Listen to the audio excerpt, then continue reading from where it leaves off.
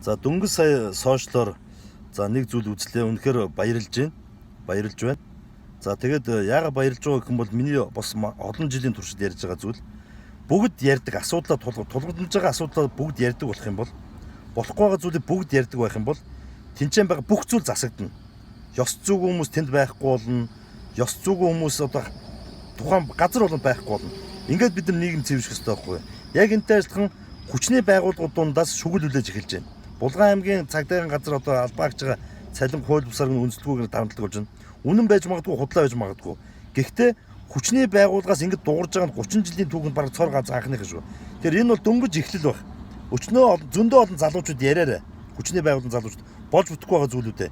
Ингэж энэ дуурж байгаа залуучуудаа хүч өгж байгууллагадаа болохгүй байгаа төрийн хуулийг тийм үү уландаа гიშгэж байгаа ёс зүйн этгээдүүдээс та нар ингэжээс салбараа байгууллага цэвэрлж авна. Тэгэхээр холбогдох хүмүүс ч гэсэн энэ залуучуудаа дэмжээрэй. За тэгээд цагдаагийн ерөнхий газрын дээр аюулгүй дотоод хяналт шалгалтын газар хүртэл энэ асуудал онц анхаарал хандуулж хуулийн өрөөнд шалгаарай. За тэгээд бүгд дугар, бүх салбарынхан бүгд дугар.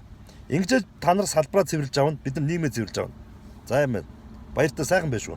Хүчний байгууллагуудаас болж утгүй зүйлүүдийг яриад эхэллээ.